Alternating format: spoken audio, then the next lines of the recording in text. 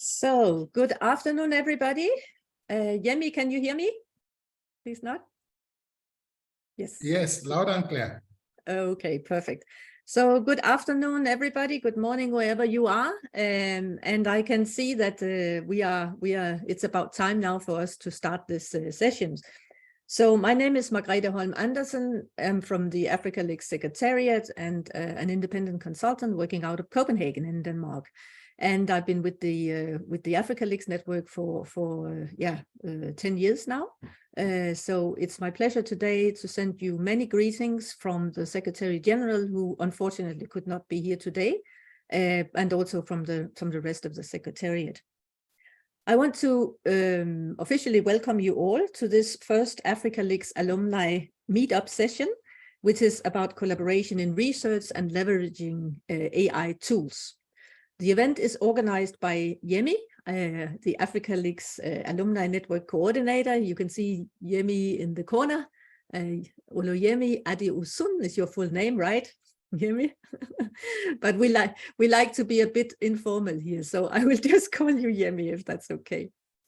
Yemi has put together the program together with a bit of help from the Secretariat. And in the background today, we also have other members from the Secretariat. So we have Moses, who is in charge of the technical stuff and so on. And we have, I think Maureen will be here and a few others. So there will be people back up on the technical stuff. We are very proud and happy about this initiative, and we look forward to many more alumni activities in the future. The Africa Leaks Network is now 10 years old, and today also comprises national networks in Ethiopia, in Nigeria, and in Burkina Faso. And in Northern Africa, we have a network called MACTEC, which serves as a spoke for the network. And finally, in Johannesburg, we also have at the University of Johannesburg a spoke, which is the one hosting the Africa Leaks Visiting Fellowship Program in 2023 and organizing the PhD Academy 2023. So it's a great pleasure to have people from many different countries here, and please put your name and where you come from in the chat as we go along. It will be nice to know who is here. I can see people I can see alumni from many academies and so on. So that's really nice. Today is a timely, the topic is very timely. First, because there's now a growing number of young scholars in the network, meaning you, that we hope will generate new research groups and new proposals, building on contacts from the network and based on your mutual interests. It's my experience from a long life in both practical work, development work, and in academia that things actually work better if you build on mutual interests. So the more you can identify what you want to do, especially if you're entering into a long-term research project over 5-7 years, which sometimes is the case, then you need to really go for something you want to do, right? Something you are interested in. So we hope that you will use the network to identify such issues and good groups of collaboration. And as we were saying just before we officially kicked off this meeting here, the online sessions are now critical to the development of such collaborative ways of collaborating, not least in view of the climate crisis, and we need to reduce on our... Sorry, can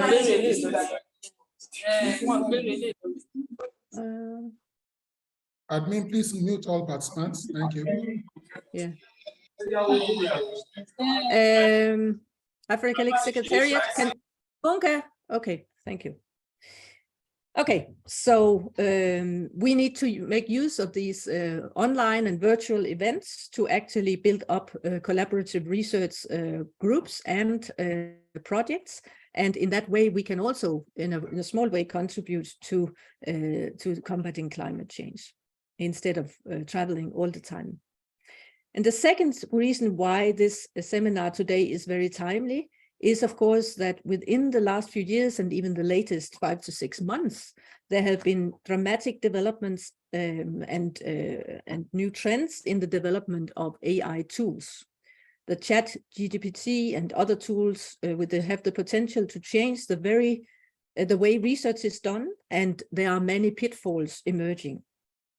Text and pictures, data and figures can be generated by using AI tools, and this calls for serious considerations on the ethical boundaries for using the tools, as well as for events like these ones where possibilities for collaboration and use of AI can be identified. So to take us through today's program and introduce panelists and so on, we have, as I said, our alumni coordinator, and I'm very happy to say that this is the first event we have in the alumni series activities online, but we expect more to come, and we are in close contact with you, Yemi, to make sure that there will be good sessions in the year. Yemi is a highly accomplished professional with a strong background in both industry and academia.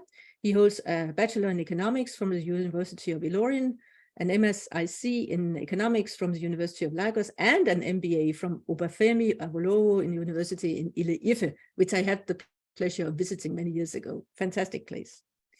So we are very pleased. I will not say a lot more about you, Yemi, but we really value having on board in the team as the alumni coordinator, and over to you in order to start the different, introduce the different panelists. Thank you. Thank you so much, Professor Margaret. Thank you to the Africa League Secretariat and all the distinguished alumni and our friends who are on this call. It's my privilege and pleasure to be your moderator for today's session. The support has been overwhelming. Thank you so much. Sometimes I think some of us, we are so good, we've become artificial intelligence in our own right due to the level of proficiency.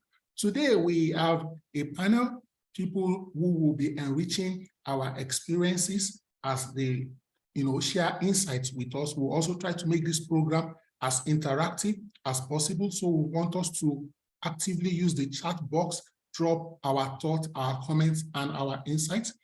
Quickly, I'll just mention all the panelists, and then one after the other, I'll bring them up to our attention. First and foremost, we have all the way from Ghana, Mr. Joshua Opoku Ageyemang, who is the President, Internet of Things Network Hub. Next, we have a lady, beautiful, delectable lady, Dr. Jumoke Oladele. She's a psychometric expert and educational researcher from the University of Ilorin, where today hosts our secretariat with respect to Nigeria Leagues. Also, all the way from the United Kingdom, but with roots in Obafemi Awolowo University, we have Dr. Abiodun Egbetokun, who is a senior lecturer at the Business Management, the Montfort University, Leicester, UK. Last but not the least, I have my brother, Dr. Claude Ndoku, who is the head of Department Management, University of Douala, Cameroon. So we have a Francophone in the house. We are all about inclusion, and of course, we are all about carrying everyone along. If Dr. Jumoke Oladele is in the house, please put on your video as I read your profile. So quickly, in the next few minutes or seconds, I'll be sharing the profile of Dr. Jumoke Oladele. She will be speaking to us first, and then we'll move on to some of the other distinguished members of the panelists. As you can see on the screen, Dr. Oladele is an accomplished researcher specializing in educational research, measurement, evaluation, and she works with the University of Ilorin. She has completed a postdoctoral fellowship at the University of Johannesburg, South Africa. Okay, let me just move on. She's also involved with the Nigeria Leagues Network, and she has served on the local organizing committee for the first Nigeria Leagues Academy and Conference, which recently took place in the University of Lagos. And her expertise extends to leveraging technology for research, website design, management, online journal hosting, and other applications. Dr. Oladele's research interest encompasses scholarship for teaching and learning, and so on and so forth. As an emerging thought leader, Dr. Oladele is a fellow of the African Science Leadership Program and actively engaged in leadership initiatives related to the Fourth Industrial Revolution. She has founded initiatives such as the Millennium Education Services and Solutions Academia and the Association of Computer Adaptive Testing in Africa. Driven by a passion for transformative research, she continues to make significant contributions to our field. Doctor, if you are ready, we are ready. Should I share the slides for you, or would you like to share the slides yourself?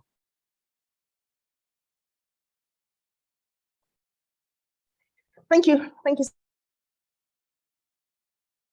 so much, Doctor. I can share from here, but that will be okay since you're sharing already. Thank you so much for the beautiful introduction. Okay, let me share then. And good day to us, to all the attendees, and of course, Africa League's executives on board. Please, can you confirm if you can see my screen, please?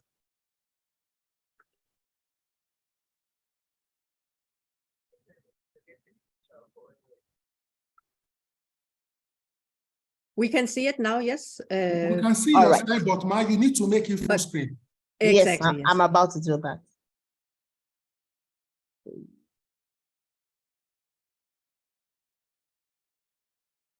The Zoom thing is covering my slides. Let's see how to minimize. Excuse me, please.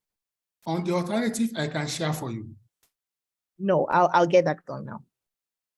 Slideshow. Hello. Okay, so thank you again. I'll be presenting on leveraging technology for collaborative research. And on this presentation, we're going to be having some introductory texts. Useful, I would also like to introduce us to useful, or go through useful writing tools. And then we are going to be hinging on Google Docs because we have many, and then we'll be summarizing, and we can also take questions if any. All right, so it is no more news that the Fourth Industrial Revolution is majorly characterized by AI tools. When I say AI, I mean artificial intelligence. And of course, new ones coming per second. I am not exaggerating. Okay, so AI, which is largely informs virtual reality space, also known as the new normal that came with the COVID-19 pandemic. You know, before the meeting started, where some pleasantries were being exchanged, where we are now in the virtual environment, which has become our new normal. It was strange earlier, but is one of the bright sides of the COVID-19, if I would say. And that can also be leveraged to enhance research output. So researchers must keep on leveraging on these tools to ease research collaboration. A major activity with research is writing. That's one major activity with research. And in this presentation, I'll be going through some AI-driven tools that can facilitate collaborative writing. Quickly, let me just shed some light on what collaborative writing is. Collaborative writing is where, let me say, 2, 3, or more authors can work on the same document at the same time, either asynchronously or synchronously. So meaning that this beats space and time.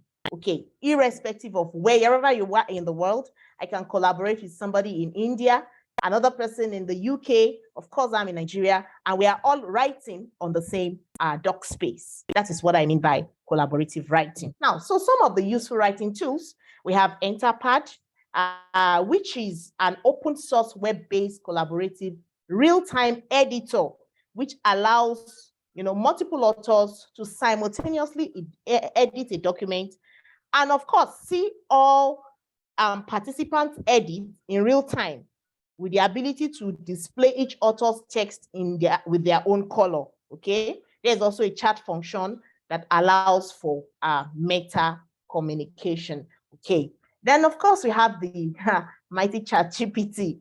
ChatGPT is one of the trending AI tools now, but not without a good number of controversies, you know. But if you will ask me, as a researcher, I think it's a beautiful tool. Why is it a beautiful tool? It is a beautiful tool because within the research writing space, sometimes you have some ideas in your mind, but you find it hard to bring it, conceptualize it. You find it hard to put it in words. And with ChatGPT, you can put those ideas in your head as they are running in your head into the typing function, and ideas come up, which helps. Usually for me, it helps to jumpstart my writing. It helps to give some perspective, text perspective to my thinking. Okay, so ChatGPT is an artificial intelligence chatbot developed by, of course, OpenAI, which is based on natural language systems. We also have the Chat PDF, which is also an AI-powered app that makes reading and analyzing journal articles easier and faster. Of course, very closely related to writing is the need to conduct literature review, which can be a very enormous task. Especially having to sit down long hours before your come to play when you have to be looking at your screen for long hours. Chat PDF helps to analyze your PDF. You upload it. It helps to analyze your data and bring out the salient points that can help to speed up reading. Yes. Another beautiful, useful tool is the Google Scholar web plugin. When you're writing in academic writing, as you're writing, you're supposed to also put your citations together, which can also be a daunting task for researchers. But with Google Scholar, it's made easy. Of course, it's like a plugin. I will show you on the hands-on session that we'll try to be brief as possible, where how you can use that plugin. And the beautiful thing is that it is free.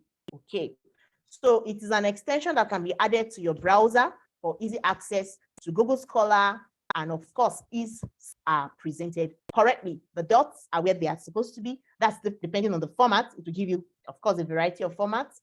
The most popular one here in my climb is the APA, American Psychological Association version. So of course, but there are others. We have the MLA, is going to give it to you as it should be. And then we have Google Docs. Google Docs is a word processor that lets you create, and of course, very similar to Etherpad, create and format documents, whereby you can work on that document as a team, irrespective of your location. But of course, all these applications can only be utilized on the internet.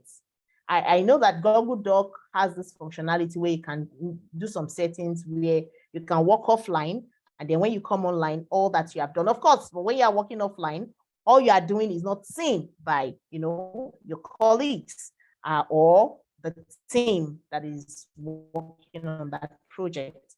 So, but when you come online, all that you have added is going to populate. So I just want to quickly show us how to access it. Now, another beautiful thing about Google Docs is that it is free, right? So once you have a Gmail, I carefully selected Google Docs because of some limitations to funding that we academics in this part of Africa find ourselves. And it will be smart if we can leverage on some of these free tools to still do research on a world-class space. Okay. So on you have a Gmail, this display is my university email. And you see to the right corner of your screen, I'm sorry, not remote apps, no, just trying to see where my annotation is. But I hope you can see this arrow pointing to a square made of dots. Okay, so once you are in your Gmail space, you locate this arrow, and then once you click on it, sorry, once I annotate here, okay, so once you click on it, it's going to show a drop down as shown here. And in this drop down, all the applications related to Google actually has a lot of applications, right? Okay, we have the spreadsheet, we have the slot, we have the chat, we have Google Classrooms, we have a lot, okay? But our emphasis is on Docs right now. So when you click on this square, this dotted square, then you get to, it brings this drop down arrow, and then you just click on Docs. Okay, when you click on Docs, excuse me, yes, you click on the area, and then it opens like this. I'm just trying to show you the view. So now at this point, you have the option of either using a blank document, which is just what you do when you open a Word document, okay? Or use some of these templates. Of course, these templates, some of them might meet our needs, but you might have your own thing where you just go and click on the blank document. Then the second possibility is to you have a draft. You have a draft in a Word document already. The second possibility is to go and upload that draft, okay, to Docs. So in that case, you come to this page, okay? Instead of clicking on the blank, you come to this place, you click on File. You can see this is the File button here. You click on File, and then you upload. Now, we're going to do a quick hands-on now. So I'm just going to reshare. I want to share my browser so that I can quickly show you what I have been trying to display on my slide.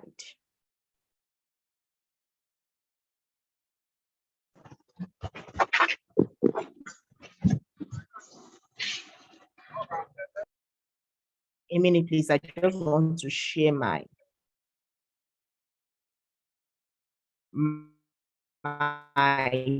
browser.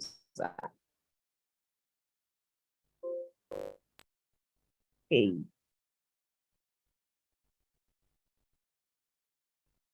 A minute, please. I just want to load my email.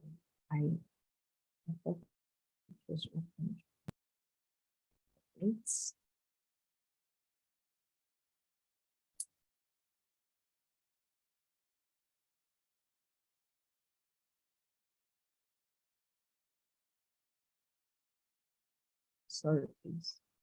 Okay, so I'm going to share my screen now.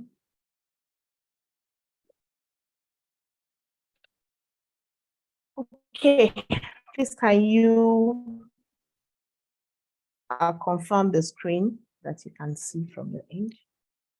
Please can you confirm? Can you see my Gmail? Yes, I can see your Gmail. Yes, it's visible. Oh, thank you. So these are thank you. So this is okay. It brings the drop down. Then you click on it. You click Docs. Then it loads, just like I displayed on my slide. It's loading. Yes, my internet is a little. And then we come to the page where you can either use a blank document or upload. But for the purpose of this illustration, we are going to upload. I'm sorry, you open the document, right? You have to open it first.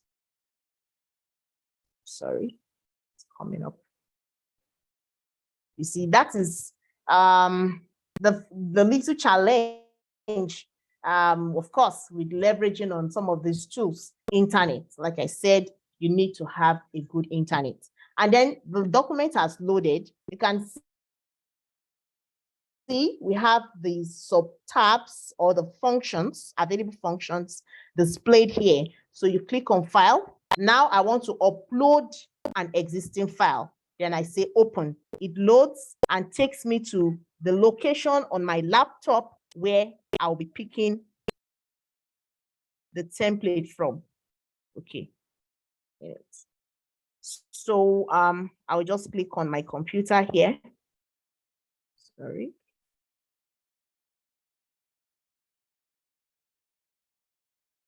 I hope you can still see my slide. Yes, we can see that you're trying to open a file. You may need to wrap up now based on time. Okay. Okay. All right. So I've picked up document, and with this document, let me just quickly show you something once it loads, just to show you where the sharing comes in. Okay. So to share now, all you need to do is to come here. You say share, and then okay, a box is loading. Once this box loads, all you need is just the email of the person you want to share this document with.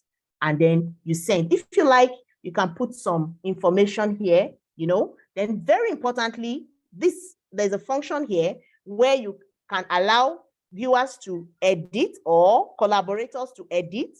Or if you just want them to make comments, you choose this. Or if you just want them to be viewers, you don't want them to be able to tamper with anything in your document, then you just make them viewers. But because we are collaborating real time here, I make them editors. You can copy the link here beautifully. It's in my clipboard now, where I could share. Whoa. All right. So in conclusion, let me just conclude then. I was hoping we'll be able to do some more hands-on, but in conclusion, okay, please just give me 30 seconds to just summarize. Okay, so one of the greatest advantages of AI is that they enable humans to be more efficient, and a researcher in the 4IR era must leverage on these possibilities, of course, for effective writing. And like I said earlier, a handful of these tools are available for free. Thank you for your time. Thank you so much, Dr. Jumoke Oladile. That was very well put together. Just as we proceed, Dr. Claude, do you want to say something, especially in French? Hello, Dr. Claude. Yes, yes, Prof. I think maybe just summarize a bit what she said first in French before maybe I can give my own contribution on how we can leverage AI. Okay. Juste pour rappeler pour celles et ceux qui parlent en français que Madame le professeur qui a exposé tout à l'heure essayait de présenter un ensemble d'outils qui peuvent être utilisés pour faciliter la recherche et notamment faciliter l'écriture pour ceux qui travaillent, qui sont dans les projets de recherche, qui écrivent des mémoires ou des thèses. Elle a exposé les avantages des outils comme ChatGPT, qui est un outil en ce moment assez connu, bien qu'il soit payant. Elle a proposé un autre ensemble d'outils, ChatPDF et d'autres outils comme Google Docs qui sont largement utilisés en ce moment. Donc, l'idée ici, en fait, c'est de présenter et de dire que beaucoup de ces outils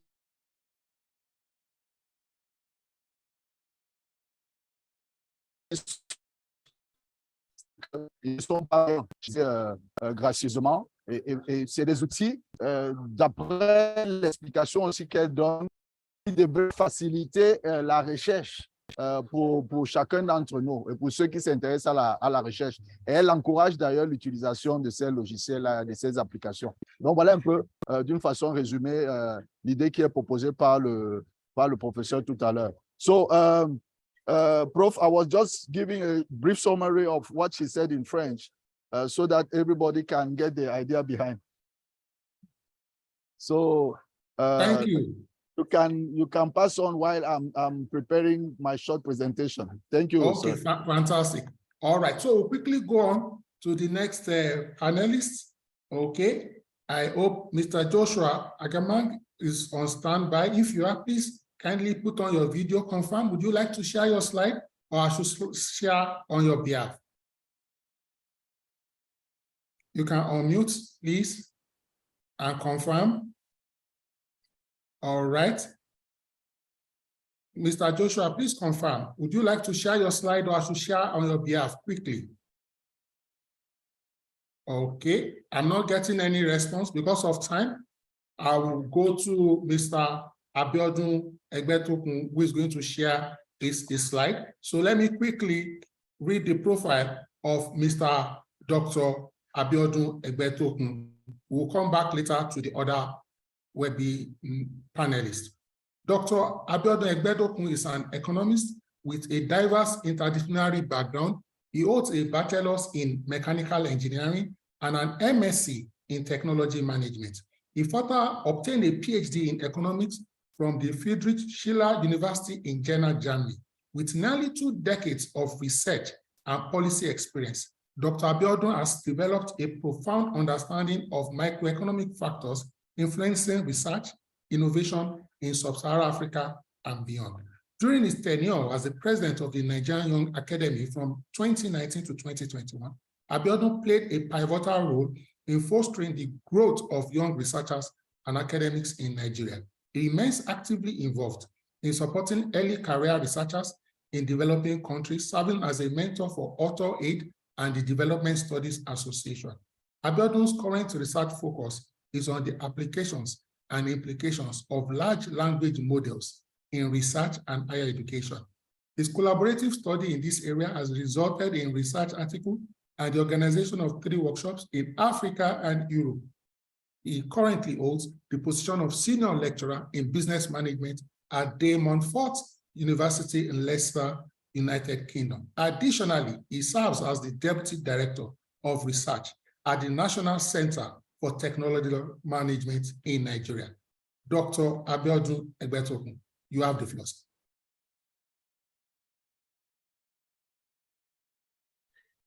Thank you very much, Dr. Adeosun, for such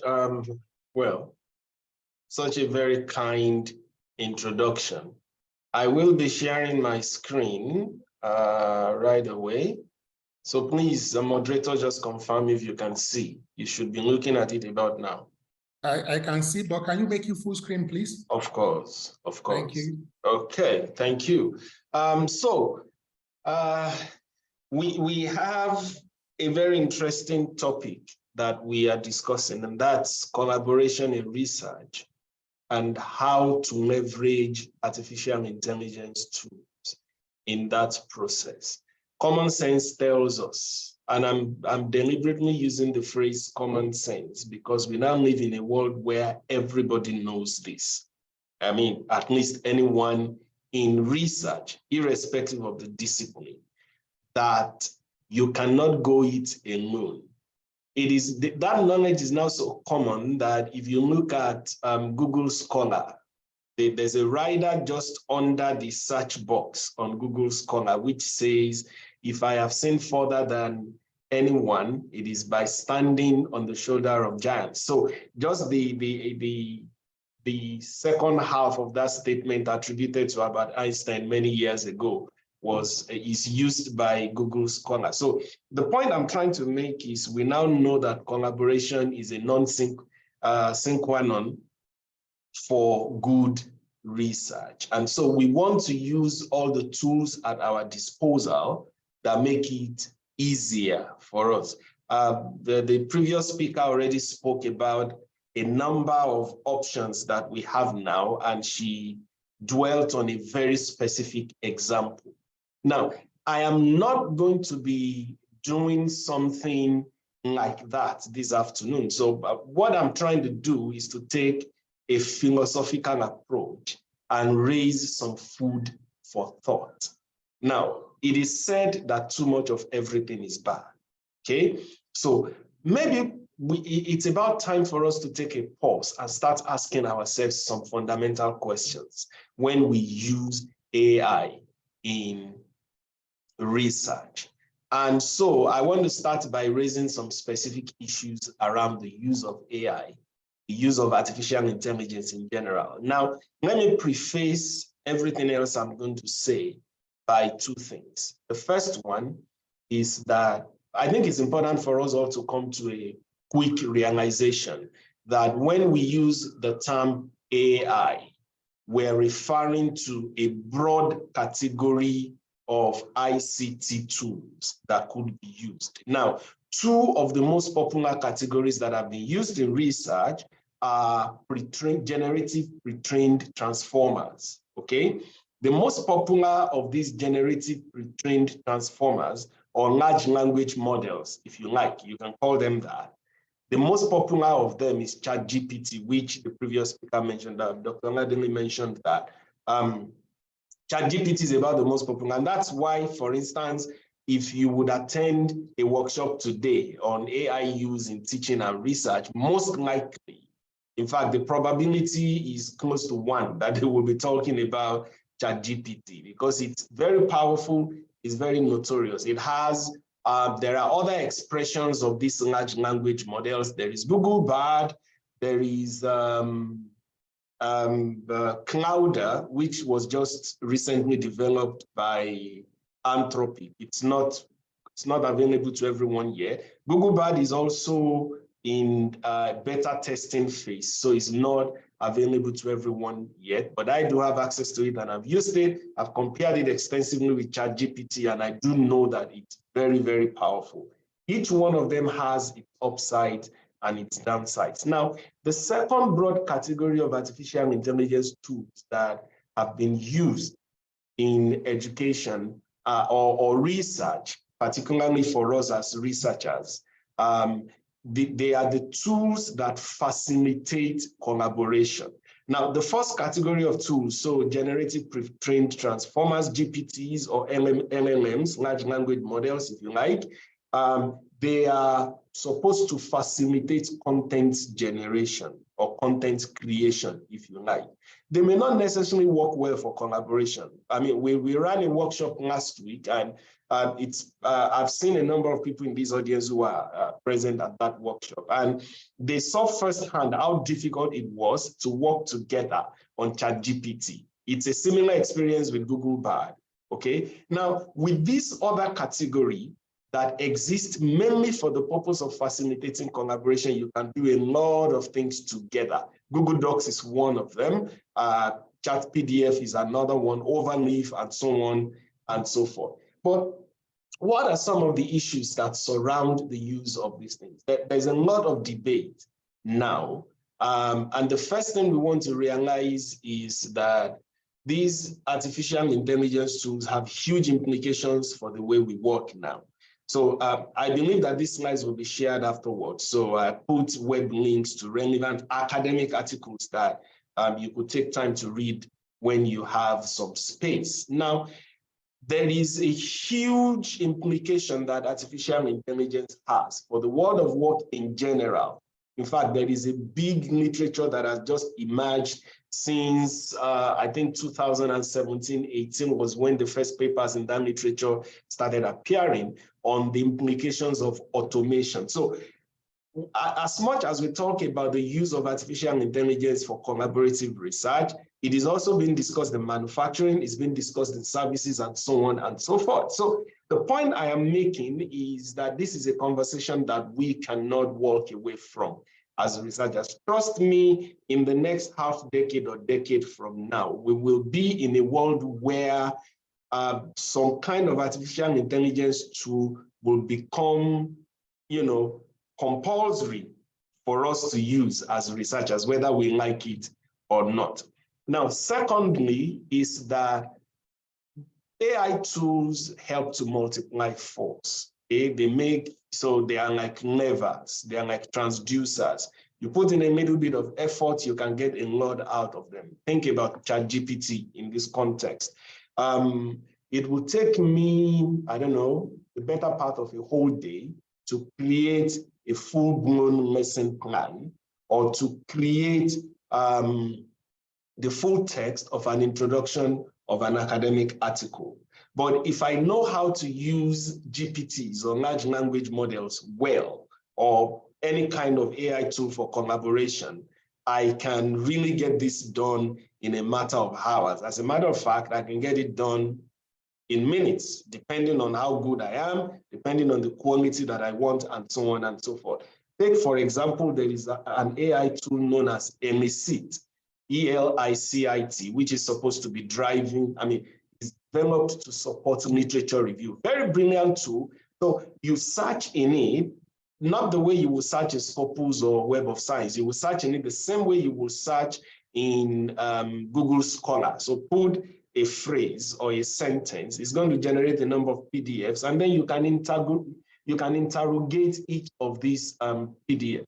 So I'm not going to be doing a hands-on. I will leave you to go and try out some of this.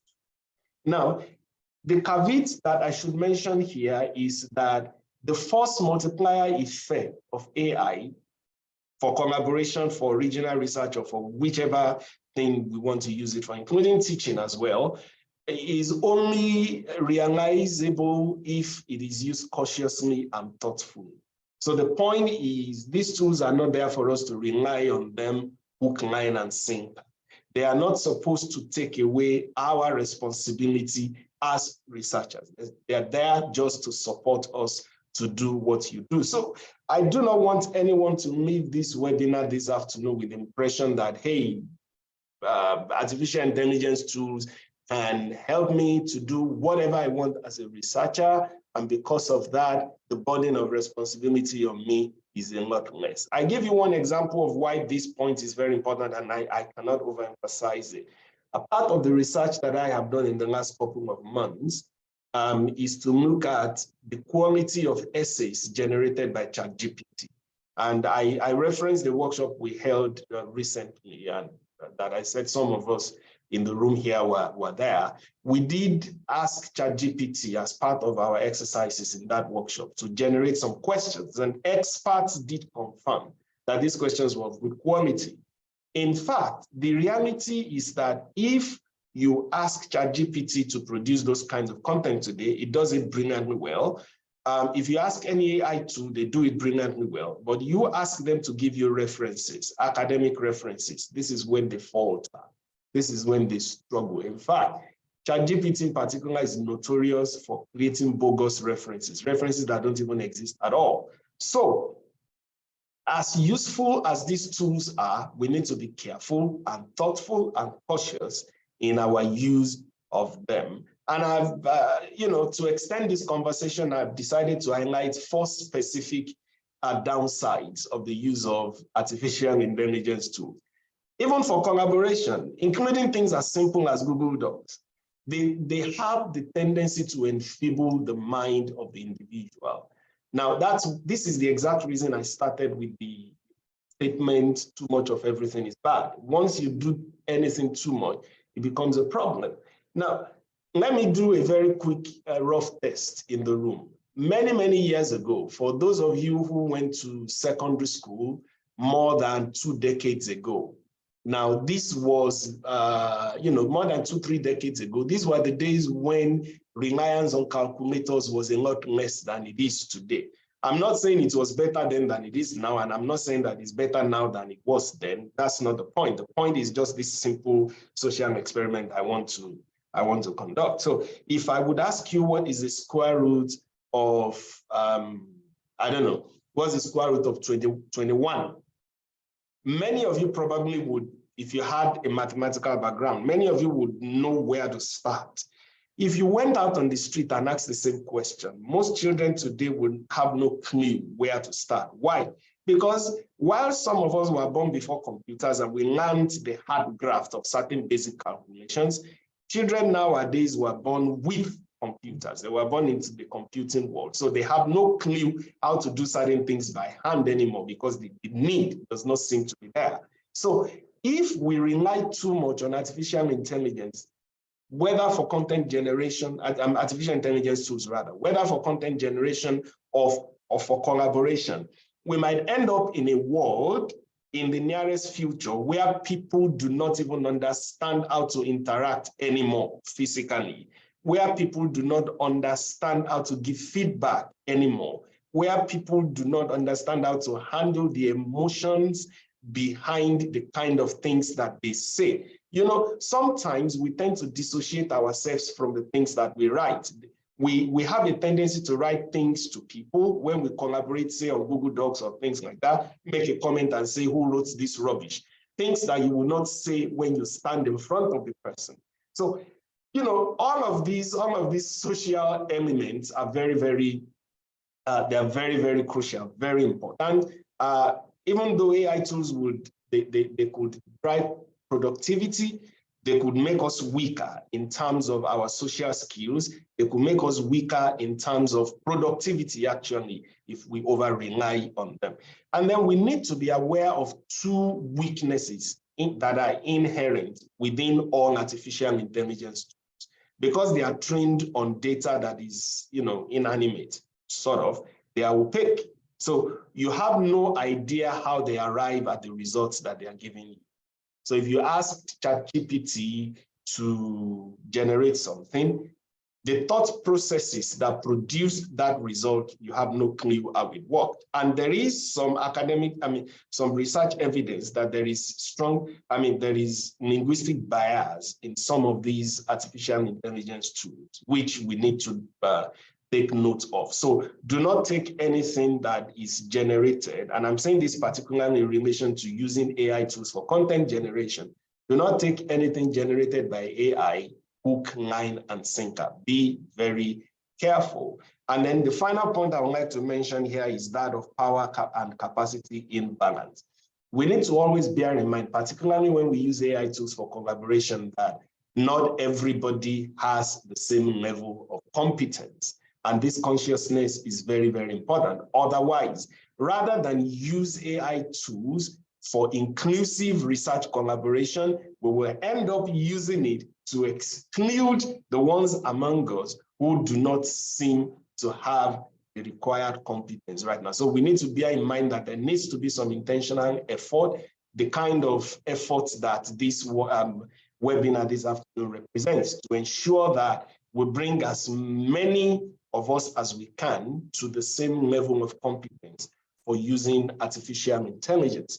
Now, I will begin to wrap up with a number of specific cases of where and how these issues I have raised play out in real life. So first question, artificial intelligence, any tool you can think about, NEC, ChatGPT, and so on and so forth. As I said in the beginning, there's a lot of emphasis on ChatGPT when these things are being discussed because it is more or less on the frontier. So is it a co-author or a research assistant? Now, we have read several instances where papers have been co-authored. People listed, researchers indeed listed ChatGPT as a co-author of research papers. Now, Science, the globally respected journal, that high-profile journal Science, put these as part of their editorial recently. They decline that an AI program can be an author. So you will not get any paper published in Science, at least as we speak, with ChatGPT as a co-author. Elsevier, I think, has allowed that for some time now. I don't know if they still do, but I think they've allowed it for some time. As a matter of fact, Science equates the use of Science equates the use of AI tools to scientific misconduct, no different from altered images or plagiarism of existing works. Again, the point to be made here is that in our use of artificial intelligence tools, whether for content generation or for collaboration, as I distinguished in the beginning, we want to be careful, we want to be cautious. just so that we do not find ourselves in difficult situations that we did not plan. Again, picking up on that, nature also expresses a sentiment similar to what science expresses, but they were a bit more liberal. So while you cannot credit any large language model or GPT, whichever one of them, you cannot credit them as an author. If you use them, you must disclose. Now, this is where the question of ethics come in. And the question I would like each individual in this webinar this afternoon to be asking ourselves, yourself, is what kind of researcher do you want to be? Do you want to be the researcher who uses these tools and lies about it just because you want to get published? And trust me, there is a big debate going on within the publishing community nowadays about how to deal with some of these tools, because they do know, publishers know, academic publishers know that we cannot walk away from them. We cannot deny the existence of these tools and that researchers will use them. So they're giving us a leeway here, ladies and gentlemen. If you use them, disclose them. So before you ask me the question of how should I disclose them, let's begin to talk about ethical and responsible use. Now, the gold standard of citation in most places, as far as I know, is either Harvard or Chicago or APA. APA is American Psychological Association. So because APA is quite popular, particularly in Africa, in many developing countries, I've decided to go with APA. What did they say about ethical and responsible use of ChatGPT? And I think this is an important lesson for us. So they say in the APA style, you can click on that link to read up about it, that if you've used ChatGPT or other AI tools in your research, so this is for either collaboration or for content generation, describe how you used it, and as much as space will permit you, provide the exact prompt that you used and some portion of the results that it generated for you. So this is what makes the use of AI tools in research ethical nowadays. This is the frontier of the conversation. You know, AI tools are not the same as Google Scholar. If you go to Google Scholar and you search for references, you don't have to say in your research that I used Google Scholar to generate my references. Of course, except if you are doing a systematic literature review, in which case you want to indicate the sources of your data, because the reviews themselves, the references themselves are your data, okay? So we're talking about tools that, you know, they converse, you know, they work as if they have an independent mind. Even Doctor, though you may wish to wrap up right now. All right, this is my last slide, actually. So we're talking about tools that seem to be sentient, even though they are not. So if you use them, you want to be explicit about how you have used them, just so that your readers will know how to treat your outcome. And the APA Manual of Style now provides an example. You know, in the APA Manual of Styles, you had examples of how to cite books, how to cite newspaper articles, websites, and journal articles, and so on. Now they have a manual, I mean, they have examples of how you can cite AI-generated content. That's the example that I leave you with there. Just basically, if this is the prompt that I used, and this is what it gave me, and this is how to cite. In this specific case, they have used ChatGPT, but I think depending on the kind of AI tool that you use, you'll figure out how to do the citation on your own, following this kind of example. Thank you very much for your attention, and I do look forward to a robust conversation afterwards. Thank you so much, Dr. Egbetokun. That was extremely useful and very relevant. Dr. Cloud, are you available? This will take question and answers very soon. Today is bumper packed. We'll also have a breakout session where we will expect that we will collaborate, identify interests, and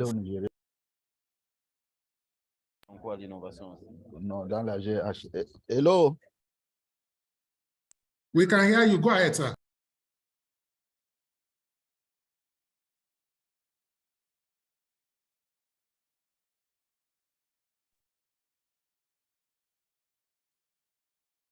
It's muted. Go ahead, Claude. Dr. Claude, Yes. please go ahead. OK, I will just summarize in French as we did just now.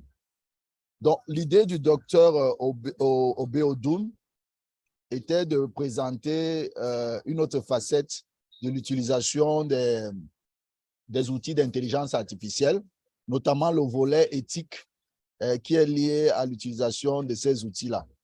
Et l'un des problèmes qui se pose notamment aujourd'hui, sur lesquels il a mis l'emphase, d'abord, il a essayé de comparer la recherche aujourd'hui sans et avec l'intelligence artificielle, en reconnaissant forcément que en rapport au passé, il y a un manque. Il y a un manque pour les chercheurs actuels s'ils utilisent essentiellement les outils d'intelligence artificielle pour la production des travaux de mémoire ou de thèses ou des articles.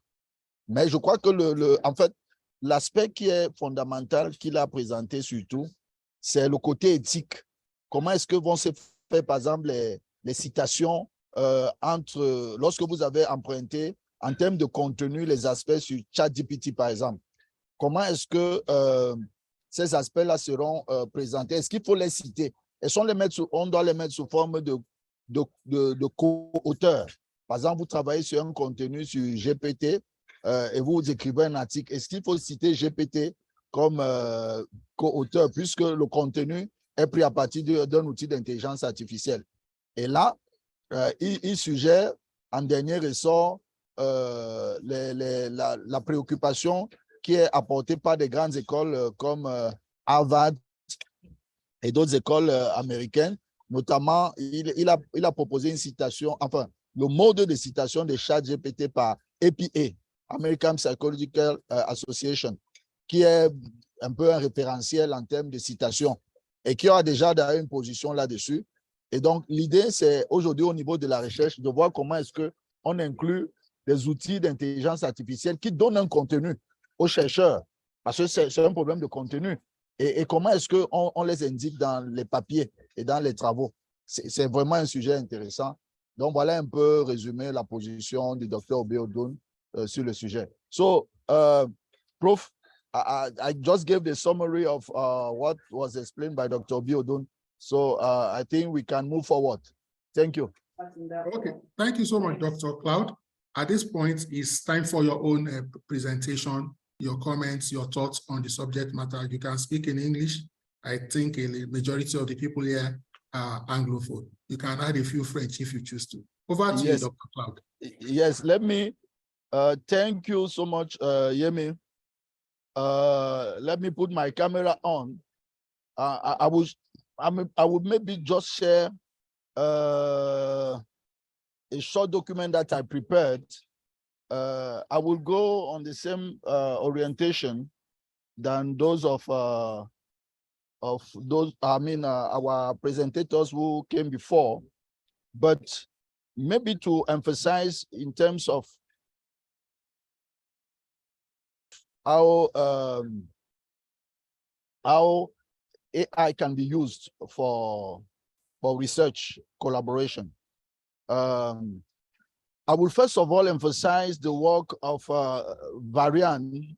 Of course, there are many aspects in which we can use AI for research, as you may see, in terms of bibliometrics, in terms of sanctometrics, and also big data analysis, which is basically what can be more used in terms of research. I mean, for researcher collaboration with AI. I will more or less emphasize two citations from Varian, who is one of the major microeconomics, but who is now working for Google as a researcher. He's having this former background to be a traditional lecturer in econometrics, but he has moved to Google as one of the major researcher on big data. So now, conventional statistical and econometric techniques such as regression often work well, but there are issues unique to big data set that as regression you cannot work with. And that is just to tell that the one idea behind the IT development and also the AI development is that we can now manipulate a lot of information, data sets, that which we cannot do years before. And that is now more improved when you're using AI tools. And I would rather commend to many of us and to many researchers one fact: collaborations, the learning has to move. First of all, we need to equip ourselves with the knowledge that is necessary on our field. But as Varian is suggesting, there is a need to have fruitful collaboration between computer scientists and statisticians, and also social scientists. What is suggesting there in US for many of his young researchers is to rather have to take courses in computer sciences department to understand better how the technology moves and how you can interact, especially when you are in the field of social science, with manipulation of data, the tools that are going behind. But on my own experience, that has been doing quite, since a certain time. And Dr. Yemi know that since we interact with some of our key people in Africa Leaks in Morocco some years ago. That's the first time I became acquainted with machine learning techniques, which helps to manipulate a lot of big data and avoid some classical, traditional statistic techniques that might not be useful today because of the quality of tools that we do have today for research. I will advise many of the researcher here and maybe elsewhere, especially young ones, to get more acquainted with machine learning techniques, because from there you can really you can see how you can use some tools that are not necessarily used in the traditional statistics and economics to analyze your data, both quantitative and qualitative data. Today, as a researcher, we need to collaborate with computer science specialists. You can even take courses there to understand what is NoSQL, what is SQL, because the data today are so big that if we need to improve the quality of information that can be made public, we need really to use AI tools. So, and out of what has been said by others, I think they cited a lot of number of tools that can be used in AI for researchers that I won't come back anymore. But I will rather emphasize, first of all, the usage of free AI tools that can help researchers, especially those that I put in red when you go on my short notes, grade scopes, education copilot, ReadCop papers, consensus, Elicit, which are very good AI tools that are free for researcher. Some of them can even help you to have your references, and also to give you to research from in terms of content, which articles are getting the information that you have just taken. So the idea is that AI can be used and can be very useful, first of all, for bibliometrics, because as you know today, you can find an information, you can have a concept, and just by bibliometrics techniques that are linked to AI, you can know how, in terms of all the articles that are being using the concept, they can even compare those concepts, and you can draw from that useful information. You can also do the same for scientometrics, because as you know, scientometrics is more dealing with the the philosophical concept of science in a specific area, that can be also be useful. It will help you in terms of literature review to have a quick view and a profound view of a word or a concept behind a word, so that you know when it started or what it means today. It can summarize all the literature review for you, and there you can know how to classify them. It can be a first row from which you need now to reorganize and bring more in terms of your own comments and analysis from there. I don't believe that AI tools will replace human beings, but I think that it should be used, as it is said, as a tool, so that we can really move forward. So you can use that for bibliometrics, for sampleometrics, for big data, even for questionnaires that a survey that you have to launch, especially in the large for a large population.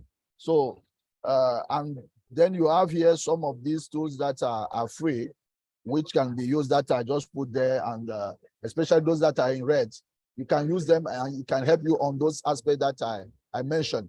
Now, you need also to go so specific to some key AI websites, which can help you even with YouTube to learn about how to use those tools, and that can be very useful. So thank you, Yemi. That's what just the input I wanted to bring on this issue on the computer. I think that we should combine the two, but we should not remove the fact that human intelligence and capacity and our ability to use our own brain should be above the usage of any AI tool. Thank you. Thank you so much, Dr. Cloud Ndaki. That was an excellent presentation. Before we go to our breakout session, at this point, I would like to take a few questions, comments, or observation. If you like to say something, ask a question from any of our panelists, either Dr. Abiodun Egbetokun or even Dr. Ndaki. Please feel free, we'll recognize you quickly. So I'm recognizing Dr. Caleb Adelowo right away. Please, if you have questions, raise your hand so that we can take them quickly. Dr. Caleb, you have the floor, sir. Thank you very much, the moderator, and thanks to the three speakers. My question is just a straightforward one, particularly in the use of AI, ChatGPT specifically. You know, how do you guide a new student or fresh student all through the complexity of ChatGPT, in the sense that, you know, new candidates of either PhD or masters, they don't really have the full grasp of the concept they are trying to understand in their research. And now you see what ChatGPT will be bringing on board. So how are they going to navigate the old world of ChatGPT and, of course, other databases that are available? How would you guide them through? Yeah, thank you. So the question is directed to any of the speaker, and particularly the last speaker, and then Dr. Egbetokun. Yeah. Okay, Dr. Egbetokun, please, or Dr. Cloud. Okay, let me make a start. I think the question that Dr. Adelowo asked is pretty much well connected to some of the things I said, and which Dr. Cloud also said. And my sense is that some of these things are like existential questions. They should be part of our debate going forward. Exactly how should we do this? Now, if you recollect, I spoke about the potential of these AI tools to worsen the divide that the capacity divide that we already have in research in developing countries. There are so many of our colleagues, in fact, some of them far ahead of us in terms of number of years in which they've been doing research, who never once maybe secured an external research grant. Okay, these are some of the ways by which you will know that there is already an existing divide. And now, while people like this exist, they are thinking about, okay, so how should I do what these folks are doing? You introduce AI tools and ChatGPT and ChatQYZ and Chat whatever into the equation.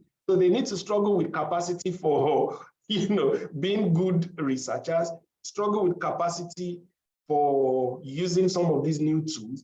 And then we introduce the discussion about how to support the younger generation. Now, you see that this is a debate that has no answer, and I don't think we can provide firm answers in such a short gathering as this. But the reality is that whether we admit it or not, this particular question that you just asked, Dr. Ademowo, is one that we should continue to talk about, and we should begin to build programs that support the next generation of researchers. I did mention, and I think I appreciate it quite well, the fact that we need more forums like this one that we are having, like this webinar that we are having. So I won't be surprised if, for instance, in the next visiting fellowship or the next Africanist PhD Academy or the Nigerianist PhD Academy, we have an entire session devoted to this kind of discussion, helping people to do things hands-on on their computers. How do you learn to do this? How do you learn to do that? Even within our universities, we need to begin to create opportunities for the next generation of researchers to learn. Those are the things I can think of right now, but it's a conversation that we should continue to have. Thank you so much, Dr. Abiodun, for that insightful feedback. Dr. Cloud Indaki, would you like to weigh in on this conversation? Yes, I think for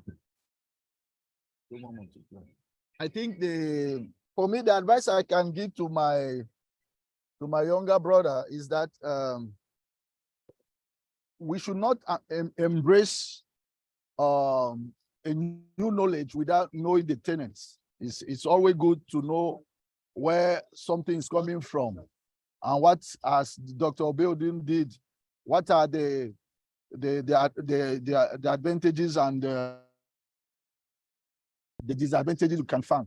And the other aspect that I will suggest, as I was suggesting for Professor Varian of Google, is that it's also good for researcher now, since digital transformation is taking a lot of space in terms of how we have to do things today. We need to take time and learn and take courses even in computer sciences, because as you can see, computer issues is taking more and more on what we have to do or what we have to understand and to know. So having new knowledge in areas like computer is the main advice I can give to any of these for all of us, because it is a must today. So that's Dr. Jamie, what I can suggest to these our researchers. Thank you. Thank you so much for your contribution. Dr. Jumoke Oladele, would you like to say something? Yes, yeah, thank you so much for the opportunity to contribute on this. And thank you so much for the insightful contributions, presentations by the other two presenters. Now, as much as AI is smart, at least till this point, humans are still smarter. We are hoping that AI, we are still hoping that AI will be, perfect. It's not perfect. That's the truth. Well, unfortunately, humans too are not perfect. But right now, humans are still perfect. Smarter than AI. And I think we should bring that into play when using these applications, putting these applications to use for whatever purposes we are using them for. Thank you. Thank you so much. Quickly, as part of today's activities, we'll come back later and take additional questions, comments as they arise. But quickly, we are going to be breaking out into sessions, and the core purpose here is for us to, at a smaller group level, introduce ourselves, our current research interests, the projects we are working on right now or that we intend to start working on, and so that we can identify people we can collaborate. There's a lot more if we can work together. Part of the feedback the alumni has gotten over time is the need to foster collaboration. And that's one of the reasons why we put today's session together. So it's not just for learning like we have been doing so far, but so that we can all speak, share our thoughts. I will encourage us in our chats and various sessions, as some people are maybe speaking and talking, some people can also be typing their correct. Please get 1 or 2 people today that you will collaborate on a paper or an article or some project together. I would like to quickly ask for the support of Africalyst Secretariat. Please, can you please deploy the Zoom rooms? Please, we'll be coming back immediately after the Zoom room. Secretariat, please.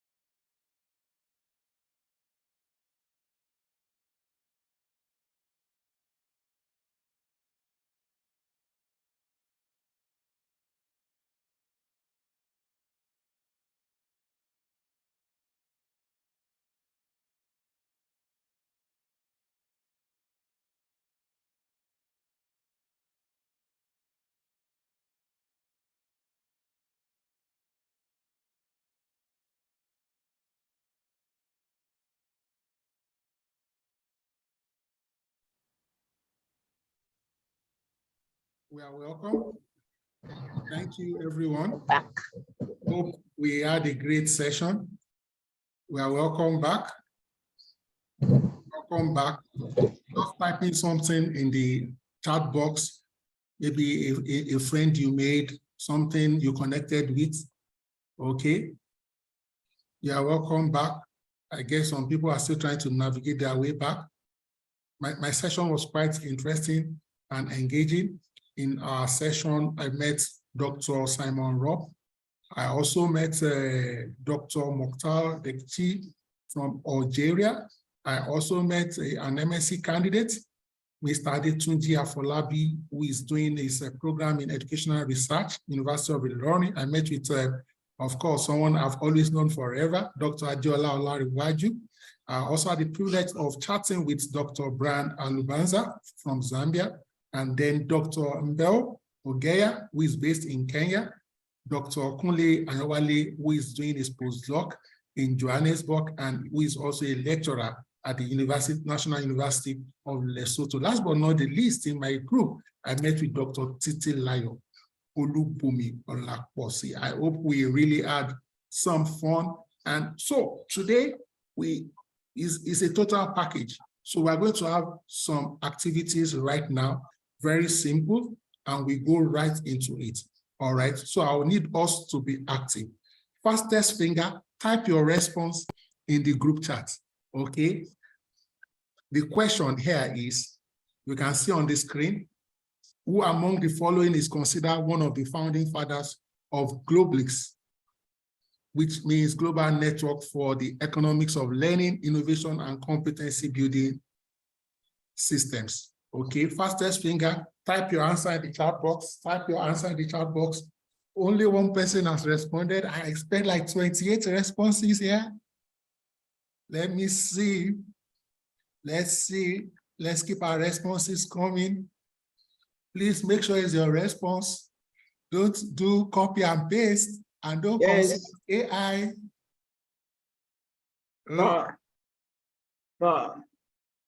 I think there's somebody that needs to be muted. I'll check. Okay, can I show us the answer? Okay, I'll show us the answer now. So you are going to self-assess yourself. Okay, you are going to determine whether you got the answer or not. This is the answer. Did anybody get it correctly? Did anybody get the answer? Oh, okay. So now you know. Now you know. That's the answer. All of the above. We go quickly to the next question. Please stay on your device. Stay on your device. We want to know how much you know the foundation of our network. Which founding father of GlobalX is known for his work on National System of Innovation? Everybody must get this one. Ceteris paribus. Okay, let your answer drop in the chat box. Okay, so it may be helpful if you put something like 2A or 2B or 2C or 2D. You know, that way we'll be able to differentiate from the previous answer. I can say like 3 or 4 people have already responded. Please make sure it is your response. Again, don't consult AI. Don't copy another person's answer. Fantastic. Oh, to a large extent, we seem to have a consensus here. Will we get a dissenting voice? Oh, no. Thank you so much. Let me quickly show us the answer, and then we move on to the next question. All right. We are all great scholars. Yes, we are correct. Lundvall is reputable for his work on National Innovation System, National System of Innovation. Okay, the next question, the third question. Please let us participate actively. It's not every time that we have to be serious. Okay, question 3. Which of the founding fathers of GlobalX has contributed significantly to the study of innovation in developing countries? Which of these founding fathers of GlobalX has contributed significantly to the study of innovation in developing countries? Okay. I can see that some people are now responding in a slightly different way based on their experience with question 1. It's okay to adjust and to adapt. Okay. I can see our responses. What's happening? Some of us are not responding. Okay. Oh, let me show us the answer. Thank you, everyone. The answer is A and B. A and B. Who got that first? Let me see. Oh, okay. Okay, let's move on to the next question. Question 4. Put the question in front of your answer. Say 4A, 4B, 4C, or 4D. Question 4. Who is known for his research on innovation systems and role of knowledge in economic development among the founding fathers of GlobalX? Who is known for his research on innovation systems and role of knowledge in economic development among the founding fathers? Is it A, is it B, is it C, or is it D? Okay, I can see my people here. I can see our responses. Let's keep it coming. At least we should get a third of the people on this call respond. Thank you so much, Dr. Abbott. Thank you so much, Dr. Caleb. I see your response. Fantastic. Let's keep it coming, Dr. Brian, Dr. Titilayo. Okay, thank you so much. Oh, I can see my brother all the way from UK, Dr. Ben. We call him. Okay, let me show us the answer now. The answer is B. The answer is B. Okay, Jan Fab Gaber. Let's go on quickly to the next question. We just have a few more questions to go. Don't worry. And then we'll take any other question based on today's conversation or comments, and we'll take announcements and we're out of here. Okay, question 5. Which founding father of GlobeLeaks has made significant contribution to the field of innovation policy? Okay, I know the questions appear slightly tricky. Question 5, let's let our responses come in. Oh, okay, I can see a point here from Dr. Kashao, but I'll tell you something after we finish this set of questions. Don't laugh at what I will tell you, but I will tell you something. But I agree, he's a father, he's a founding father. And we have some fathers even on this call right now. Thank you so much, Dr. Ngida, Dr. Caleb, I see you. I wish there were rewards for this question and answer. Some people will have become multi-millionaires in dollars right now. But don't worry, we'll give you artificial money so that you can spend it. Okay, now I show us the answer. All of the above. Okay, let's go to question 6. Fastest finger, question 6. Who among the founding fathers of GlobeLeaks has focused on the role of institutions and social capital in innovation system? We can hear you, please proceed.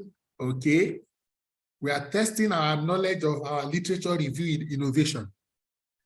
Who among the founding fathers of GlobeLeaks has focused on the role of institutions and social capital in innovation systems? Okay, Dr. Caleb has responded.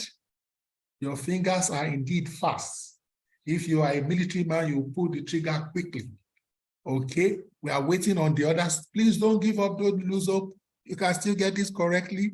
Thank you so much, Dr. Ngida, Dr. Brian, thank you so much. Can I get 2 more responses? Oh, Dr. Mavis is playing a smart one. I like that. Dr. Adedeji, oh, Dr. Titilayo. Okay, good. I'm impressed with all the feedback I've gotten. The answer is C. The answer is C, okay? Let's quickly go on. Question 7. We have just 3 more questions to go and the game is over. Which of the founding fathers of GlobeLeaks is known for his work on the innovation capabilities of firms? Innovation capabilities of firms. You will see that we are almost seeing almost the same names. So they are just slight tricky questions. Innovation capabilities of firms.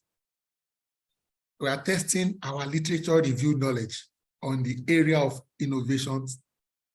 Fantastic. Thank you so much, distinguished callers.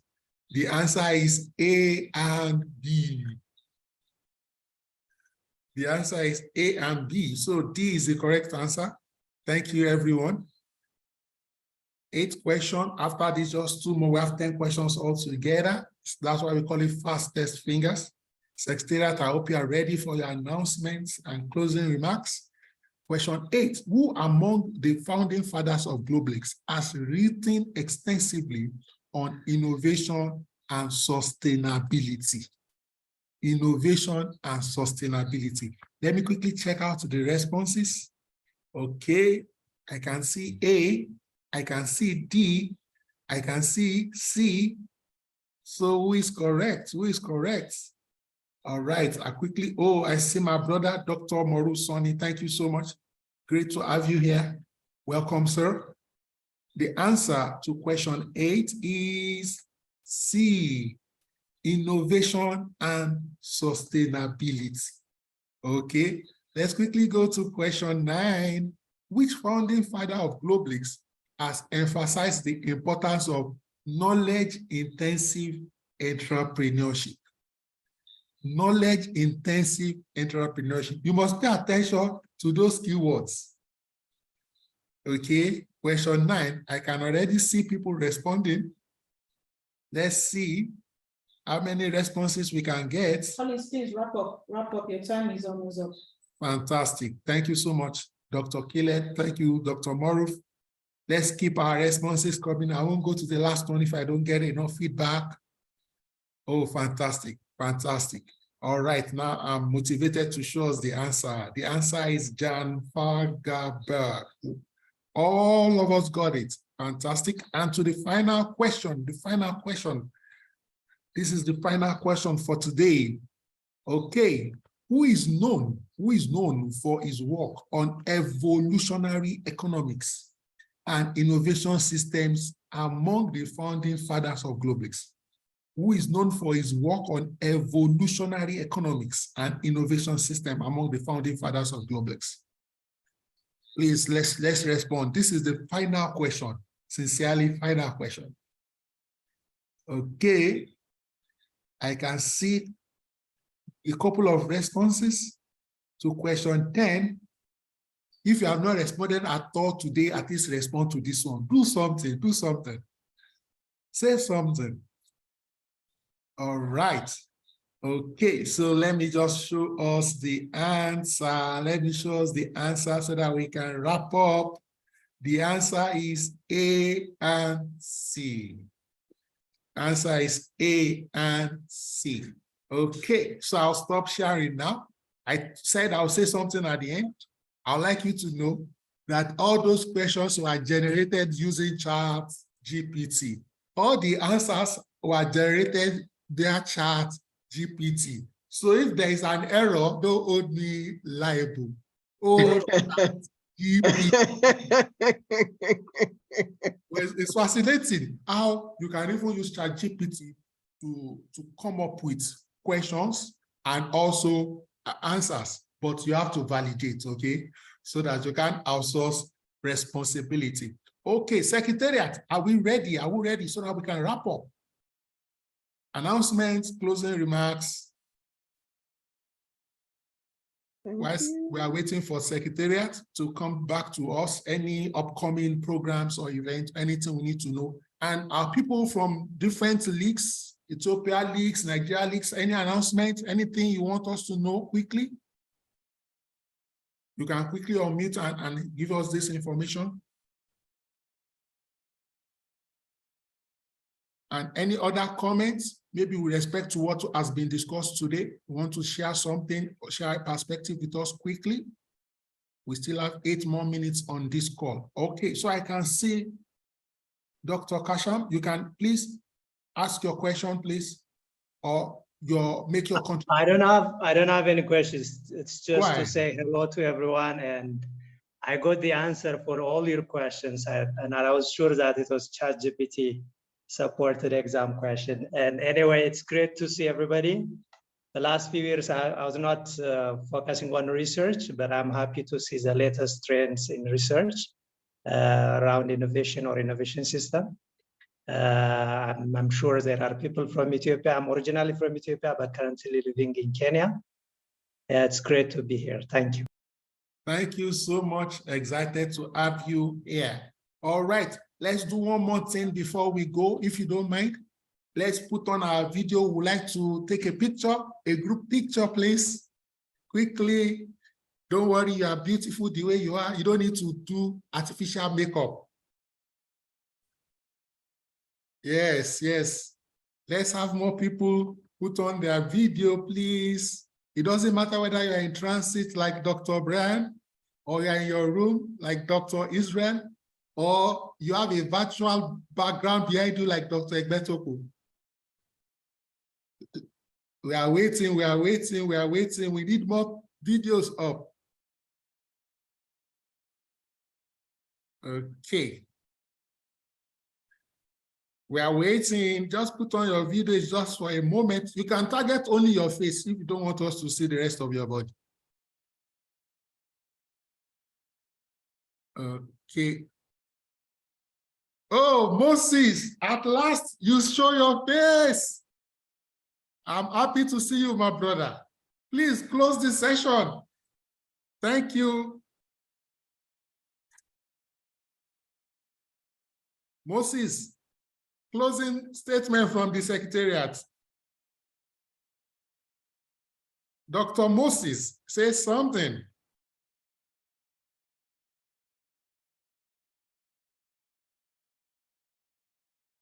Okay. All right.